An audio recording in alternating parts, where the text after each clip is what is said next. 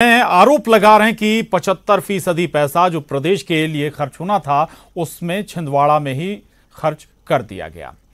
अगली खबर का रुख पूर्व सीएम कमलनाथ ने ट्वीट किया है। गेहूं खरीदी को लेकर शिवराज सरकार पर निशाना साधा है कमलनाथ ने। उन्होंने लिखा है, किसानों को उपज बेचने में परेशानी हो रही है, उपार्जन केंद्रों में बारदाने की कमी है, कहीं तुलाई की व्यवस्था नहीं है तो कहीं परिवहन नहीं होने से काम बंद पड़ा है। 4-4 दिन से भीषण गर्मी में किसान भूखा प्यासा लंबी लाइन में लगा हुआ है। आगर मालवा में मलवासा के एक किसान प्रेम सिंह की इसी परेशानियों के चलते मौत हो गई। सरकार सिर्फ झूठे दावे में लगी हुई है, जमीनी धरातल पर स्थिति विपरीत है। तो सरकार पर निशाना साधते हुए पूर्व मुख्यमंत्री कमलनाथ ने निशाना साधा है।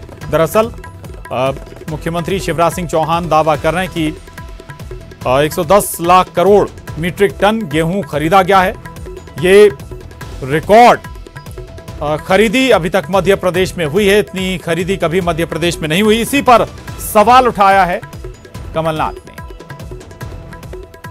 और अब अगली खबर का रुख करेंगे। कल से खुल सकते हैं राजधानी में बाजार। लेफ्ट राइट ऑड इवन का फॉर्मूला आज शाम तक जारी हो सकता है। प्रशासन की मीटिंग में फॉर्मूला तय हुआ है। भोपाल नगर निगम सीमा में बुधवार से बाजारों को खोलने का प्रस्ताव तैयार किया गया है। शहर के बाजार 3 क्लस्टर में बटेंगे।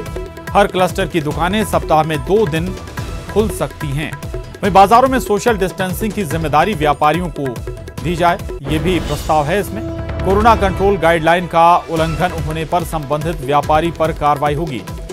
कलेक्टर तरुण पिथौड़े इस पर लगातार चर्चा भी कर रहे हैं और माना जा रहा है कि जल्द ही पूरा प्रशासनिक हमला लगा हुआ है चर्चाओं में, गाइडलाइन तैयार करने में। और ये फॉर्मूला सामने आ सकता है कि ऑड इवन या फिर लेफ्ट और राइट वाला फॉर्मूला बाजार खोलने में इस्तेमाल हो सकता है और आज शाम तक ये फॉर्मूला जारी हो भी सकता है। ऑड इवन फॉर्मूले को लेकर साथ ही व्यापारियों से चर्चा हुई है। कलेक्टर भोपाल हमारे साथ हैं, मुझसे जानते हैं क्या क्या मुख्य बिंदु आए सर। अभी सबसे चर्चा हुई है और इसका जो निष्कर्ष है वो निकाल के इसमें निर्देश जारी किए जाएंगे। शाम तक आप सबको मिल जाएगा। जो व्यापारी आए थे उन्होंने भी कुछ अपने सुझाव दिए। मैंने सुझाव दिए सैनिटाइजेशन को लेके, कौन सी दुकान कब खुलना चाहिए, क्या होना चाहिए, कैसे मैकेनिज्म होना चाहिए। तो बहुत सारे अच्छे सुझाव आए हैं। अब उस पर अमल करने की हम लोग तैयारी कर रहे हैं। सर ये जो दुकानें हैं और इन्हें आगे कैसे खोला जाए, लोगों को कैसे समझाया जाए कि शाम तक आपको सारी जानकारियां मिल जाएंगी। पूरा वो तैयार करके हम लोग खाका इसका आदेश जारी करेंगे। अगला कुछ लॉकडाउन को लेकर भी लोगों को समझाएं। वो अब उसके जैसे शासन के निर्देश आएंगे वैसा हम लोग करेंगे। भोपाल वासियों से क्या अपील करना चाहते हैं? मैं एक ही अपील करना चाहता हूं कि मास्क मत उतारिए। कई बार लोगों को लगता है कि हम बोल रहे हैं तो हमको मास्क नीचे कर देना चाहिए। ऐसा नहीं है। मास्क हमेशा पहन के रखें। खासतौर से जब बोल रहे हैं तब तो पहनना ही, क्योंकि आपके अंदर यदि संक्रमण है तो आप बोलते बोलते संक्रमण सामने वाले को पहुंचा देंगे। मास्क पहनिए, सोशल डिस्टेंसिंग, फिजिकल डिस्टेंसिंग रखिए, हाथ सैनिटाइज करते रहें, हाथ धोते रहें। सैनिटाइजर नहीं है तो हाथ लगातार धोते रहें। यही बचत है, इसी से हम सब बचेंगे। और भीड़ भाड़ वाले इलाकों में भीड़ बिल्कुल करिए ही मत। ऐसी जगह मत जाइए जहाँ पे लोगों से बेवजह हमारा इंटरेक्शन होगा। यही चीज़ हमको बचाएगी।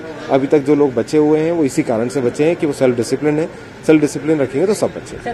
203 कंटेनमेंट एरिया हो चुके हैं, लगातार मिसरो तो नया बना है, तो कैसे लोग अभी तक अवेयर नहीं हो रहे हैं? जहांगीराबाद से भी निकलती है। लोग अवेयर हो रहे हैं, लेकिन कुछ ऐसे इलाके हैं जहाँ बहुत कंजस्टेड है, जहाँ लोगों को, देखिए ये वायरस है ना, ये पेंडेमिक है। कई बार वो वायरस मर नहीं रहा है बहुत दिनों तक, 2-3 दिनों तक। कहीं लग गया, चेयर में लग गया, कहीं और लग गया, हाथ लगा लिया। तो इतना एहतियात कई बार लोगों से संभव नहीं होता है या फिजिकल डिस्टेंसिंग कॉम्प्रोमाइज़ होती है। उसी के लिए आज सबको बुलाया था। सबको हम लोगों ने इस बात की जानकारी दी है। मुझे विश्वास है कि फिजिकल डिस्टेंसिंग।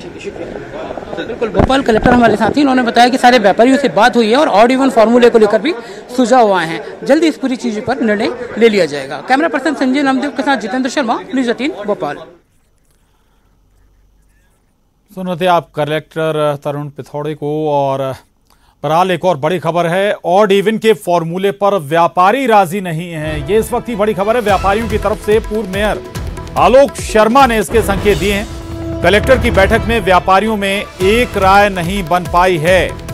तो ऑड इवन का फॉर्मूला जिस पर व्यापारी राजी नहीं है, व्यापारियों की तरफ से पूर्व मेयर आलोक शर्मा ने इसके संकेत भी दिए हैं। व्यापारी इस ऑड इवन फॉर्मूले को फॉलो नहीं करना चाहते हैं। और दरअसल कलेक्टर के साथ बैठक में व्यापारियों में एक राय नहीं बन पाई है।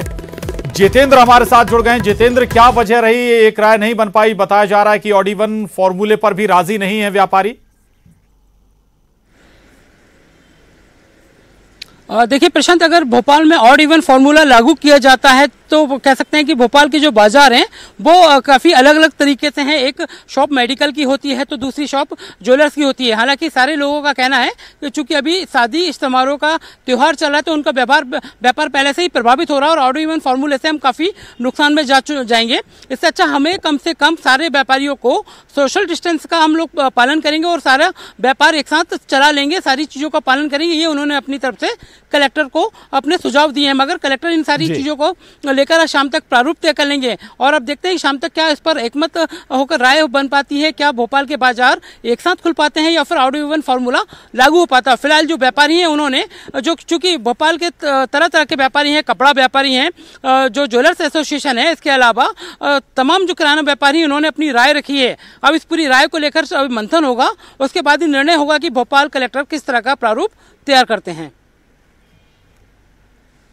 बिल्कुल बिल्कुल जितेंद्र, लेकिन कहा जा रहा है कि प्रशासन ने तो फॉर्मूला तैयार कर लिया है, भले ही अब व्यापारी इस पर तैयार ना हो। लेकिन दिक्कत क्या है कि लेफ्ट राइट या फिर ऑड इवन फॉर्मूला अगर अपनाया जाता है और इस स्थिति में व्यापारी चाहते क्या हैं?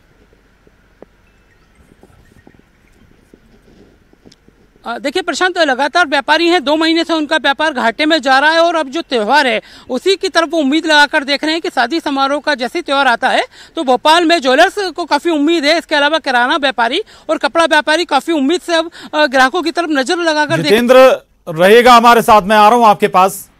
और चेंबर ऑफ कॉमर्स के अध्यक्ष ललित जैन जी हमारे साथ जुड़ गए हैं। ललित जी, अब बाजार खोलने की दिशा में राजधानी भोपाल में प्रशासन आगे बढ़ रहा है, क्या फॉर्मूला होना चाहिए आपके लिहाज से? क्या चीजें हो सकती हैं जिससे जो नुकसान इन 2 महीनों में व्यापारियों का हुआ है उसकी भरपाई कुछ हद तक हो पाए? नहीं, कलेक्टर डीआईजी साहब के साथ सुबह जो मीटिंग हुई थी उसमें इस बात पर सारे व्यापारियों ने अपनी सहमति दर्ज कराई है कि हम सुरक्षा का ध्यान रखेंगे, सोशल डिस्टेंसिंग का ध्यान रखेंगे और अतिक्रमण नहीं करेंगे। और शॉप के अंदर अगर हमारे कर्मचारी ज्यादा है तो हम आधे कर्मचारी एक दिन बुलाएंगे, आधे कर्मचारी हम दूसरे दिन बुलाएंगे। तो ये करके ऑड इवन नंबर की बात नहीं होगी, लेकिन पूरे बाजार खुलने की बात है लगभग 12 से और 5 तक या 12 से और 6 बजे के बीच में। तो लोगों ने अपनी बात रख दी है। अब इसके बाद एडीएम, कलेक्टर साहब और डीआईजी साहब बैठ के समराइज करके शाम तक या कल सुबह तक इस पर अपना फाइनल मोहर लगाएंगे जो इस ढंग से बाजार खुलना चाहिए। जी, लेकिन ललित जी, जो फॉर्मूला आप कह रहे हैं कि अपने कर्मचारियों को तो आप हाफ कर लेंगे, लेकिन जनता को कैसे रोक पाएंगे? अगर सारा मार्केट खुलेगा तो जनता भी फिर उसी हिसाब से मार्केट में आएगी, पहुंचेगी। नहीं, लोगों का कहना ये होगा कि अभी सारे शादी के सीजन में निकल गया, ये भी निकल गया, तो बहुत ज्यादा भीड़ नहीं होना चाहिए कि रेस्टोरेंट दोपहर का टाइम रहेगा तो बहुत ज्यादा भीड़ नहीं होगी, ऐसा अनुमान है लोगों का। जी, शुक्रिया ललित जी हमसे बात करने के लिए, धन्यवाद आपका। जितेंद्र हमारे साथ बने हुए थे। जितेंद्र, आपका भी शुक्रिया। तो अब राजधानी भोपाल में भी मार्केट खोलने की तैयारियां शुरू हो गई। देखिए, सराफे वालों ने अपना अलग से सुझाव दिया है, कपड़ा व्यवसायी संघ ने अपना सुझाव दिया है और रेडीमेड एसोसिएशन ने अपना सुझाव दिया है। दाल चावल विक्रेता हैं, उनका अपना सुझाव आया है। अब जिला प्रशासन को उनके सुझाव को देखने के बाद कैसे रोटेशन में चलाना है उसके ऊपर निर्णय उनको लेना। और यहां रुक रहे हैं एक छोटे से ब्रेक लिए। ब्रेक के बाद भी खबरों का सिलसिला लगातार जारी है।